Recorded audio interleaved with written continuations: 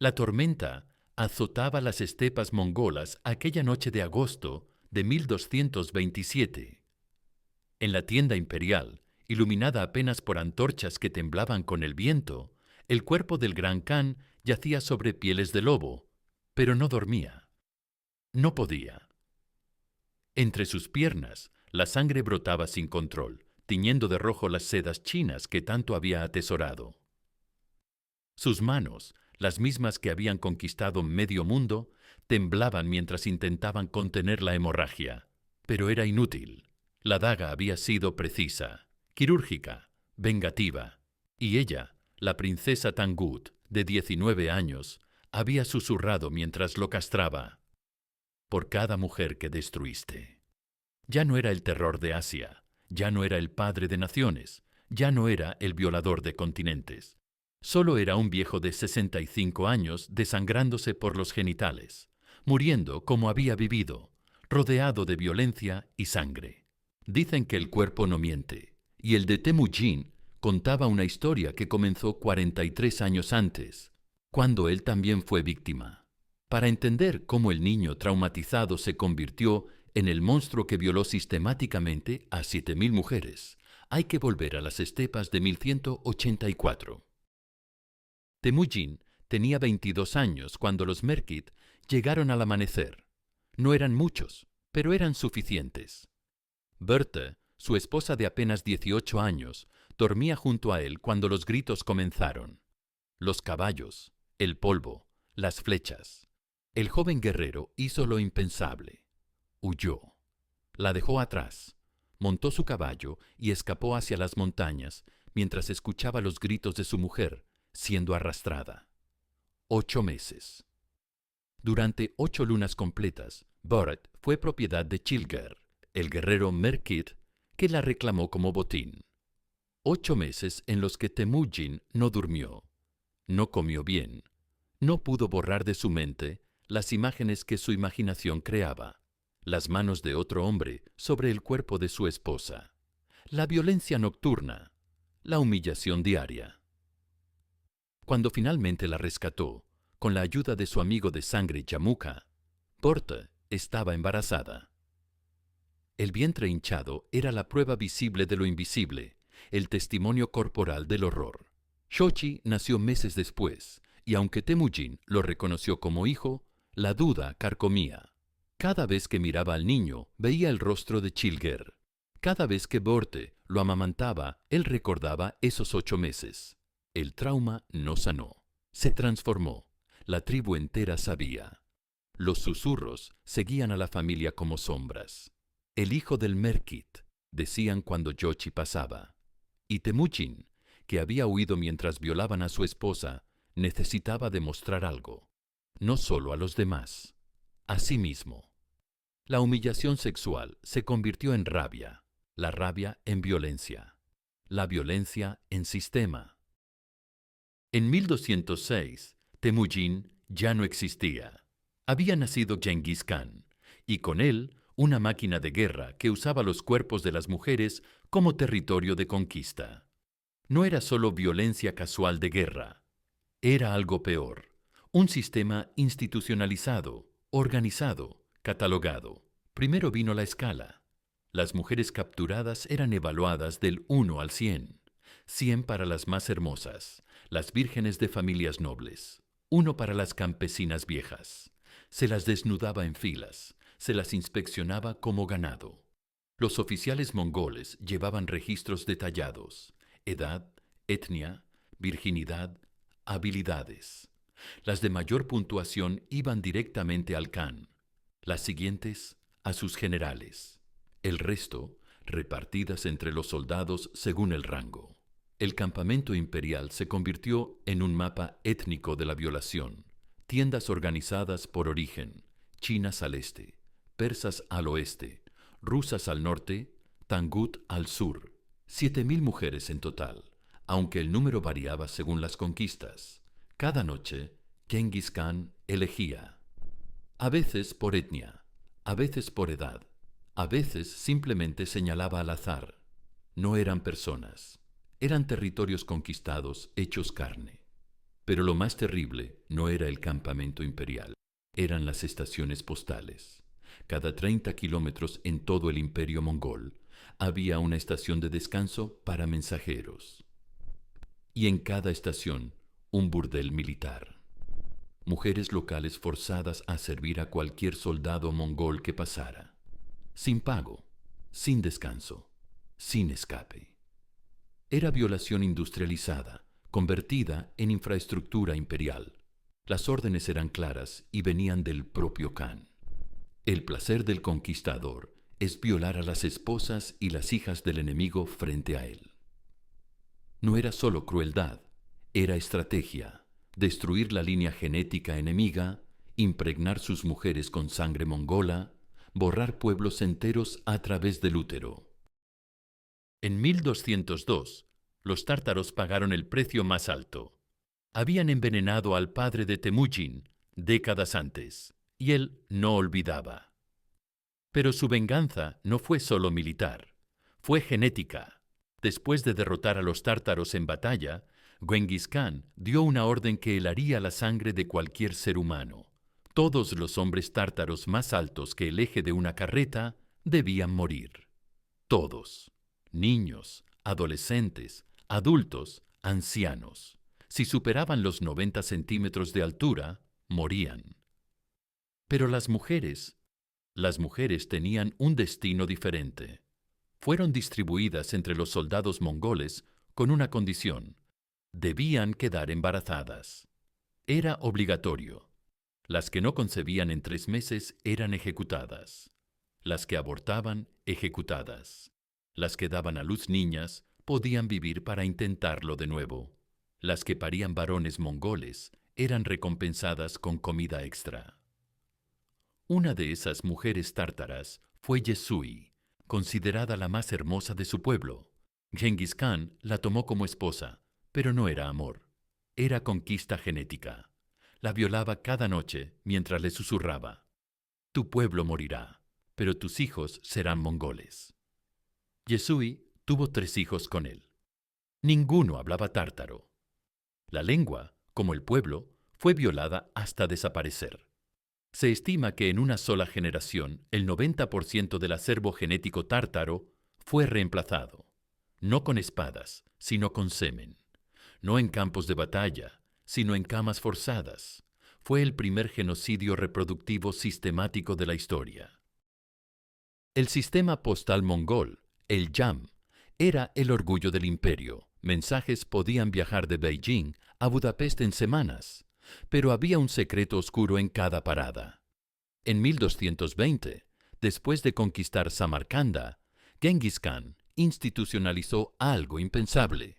Cada estación postal debía mantener entre 20 y 50 mujeres disponibles, no como trabajadoras libres, sino como personas privadas de su libertad. Los registros sobrevivientes son estremecedores. En la estación de Bukhara, el administrador mongol Tolui registró: febrero, 37 mujeres. Marzo, 32. 5 fallecidas por agotamiento. Abril, 40 nuevas incorporaciones de la campaña persa. Eran tratadas como simples números, inventario, como caballos o flechas. Estas mujeres eran marcadas con un símbolo imperial para indicar propiedad. Si escapaban y eran capturadas, la marca garantizaba su devolución y un castigo severo. El mensaje era claro: no había escape del sistema. Un mensajero mongol podía viajar 3000 kilómetros y recibir servicios diferentes en cada estación. Era su derecho imperial y, según Genghis Khan, su deber, ya que él creía que esto mantenía a sus soldados fuertes y leales. Este comportamiento no era considerado crimen en ese tiempo, sino política de Estado. Las cifras son imposibles de verificar completamente. Pero los historiadores chinos de la dinastía Yuan estimaron que, en el apogeo del imperio, había más de 100.000 mujeres retenidas en las estaciones postales. 100.000 vidas reducidas a herramientas dentro de la infraestructura del imperio. En 1224, el reino Tangut occidental fue el último en caer. La resistencia había sido feroz y Genghis Khan estaba furioso. Ordenó el exterminio total. Cada hombre Tangut debía morir, cada ciudad ser arrasada, cada templo quemado.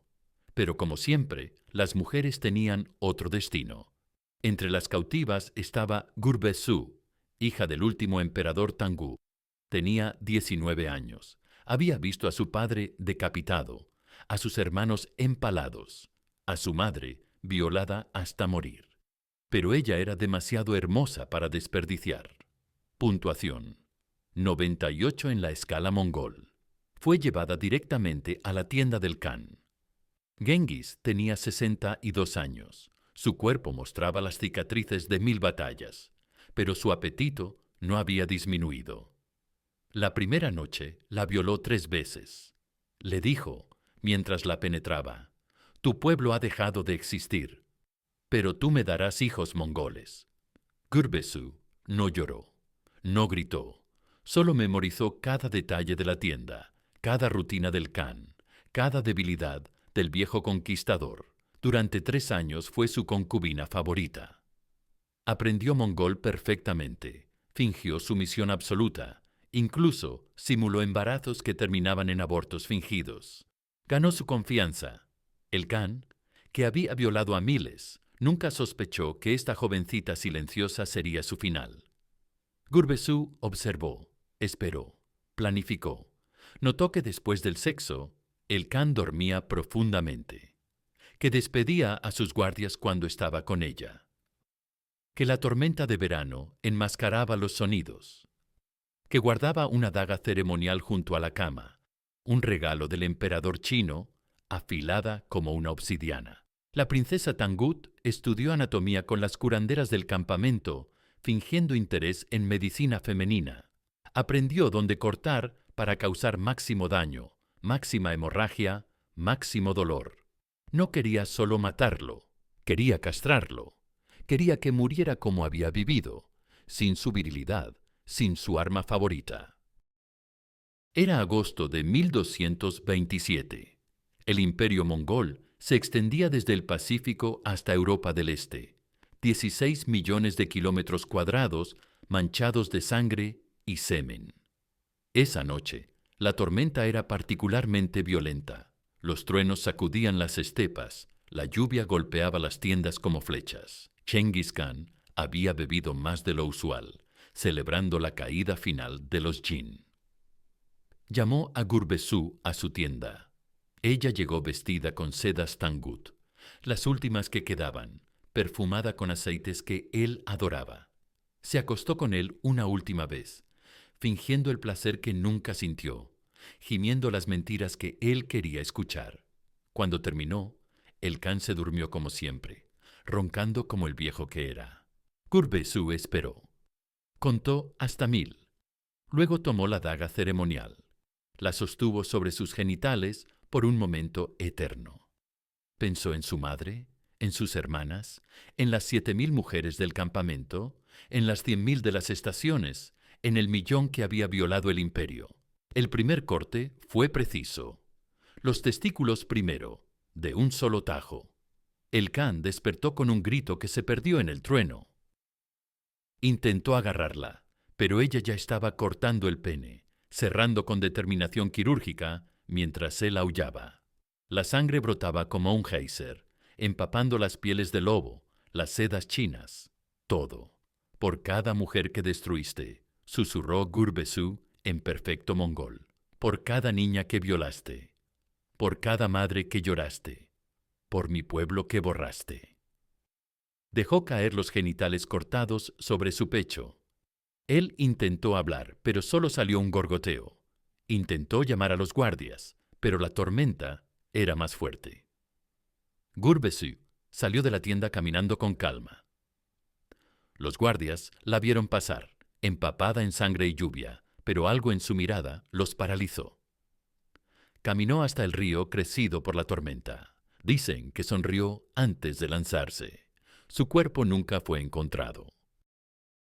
Genghis Khan tardó 3 días en morir, 3 días de agonía, mientras los mejores médicos del imperio intentaban detener la hemorragia. Pero no había nada que hacer.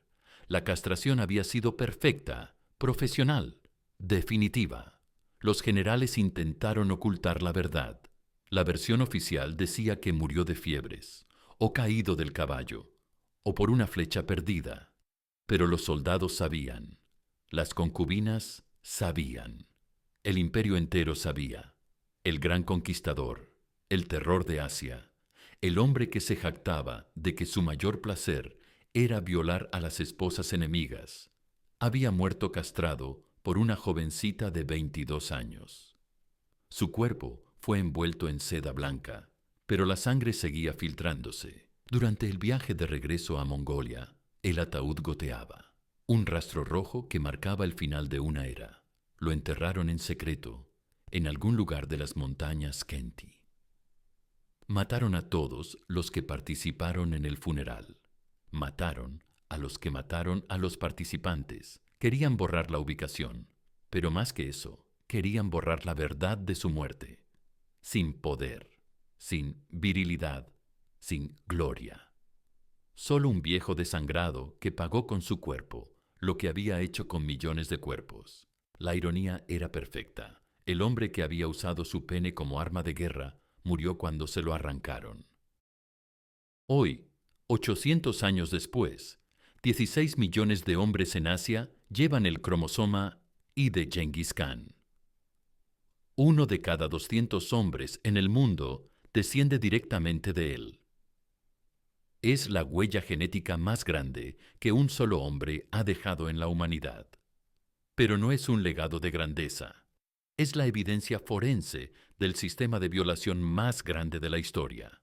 Cada uno de esos 16 millones es descendiente no solo del Khan, sino de una mujer violada, de una madre forzada, de un trauma convertido en ADN.